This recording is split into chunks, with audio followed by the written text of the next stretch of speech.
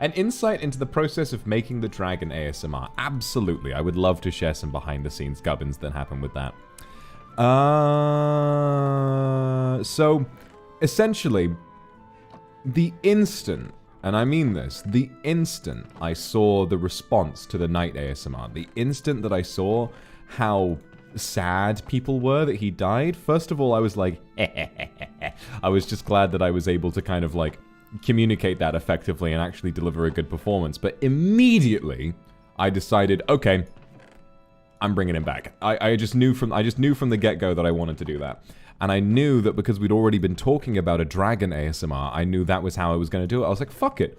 Dragon, supernatural creature, brings people back to life, but the dragon is sus and makes you do sussy things in order to earn his life back. And I figured, like, fuck it, that's going to be so good.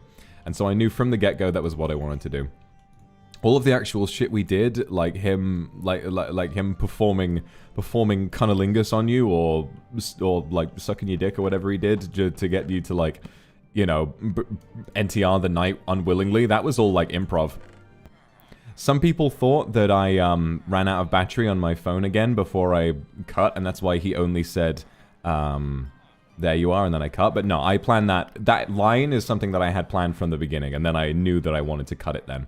Because I figured that if I did like a whole monologue and a whole little scene, it would have been sweet, but I think it would have lost some of its, impact. I like the simplicity of him just seeing you and saying, there you are, and not really, you know, not really dragging it out too much, because, like, let's be honest, what he would have experienced would be everything suddenly going dark, and then blinking, waking up again and seeing you, and so I imagine he'd probably feel a bit disoriented and be like, oh, there you are, you know.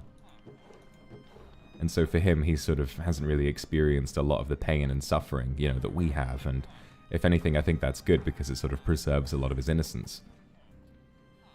But will his innocence be preserved for long, or will he soon need to find the truth? Only time will tell.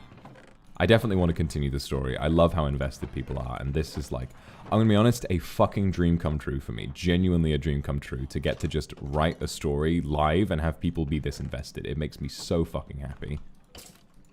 Sweetie, thank you so much for the Akasupa. That's really sweet of you. Does Sir Akuma really live now? I'll confirm, yes. Sir Akuma is, there's no cruel tricks here apart from what you did to bring him back to life. Sir Akuma is alive, and he is very happy to see you again. No, I can't create a moment that's that sweet and then have it be tainted by something sort of, you know, so unhappy. No, he is alive, 100%. Pikachu, Nekosaka. Will he return in another Akuma-verse, since he's pretty powerful? You never know, you never know. I enjoyed playing as him. I'm so glad that, like, the voice worked.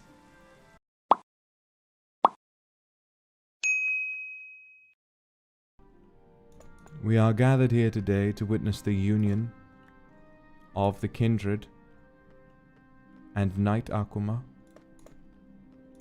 in sickness and in health.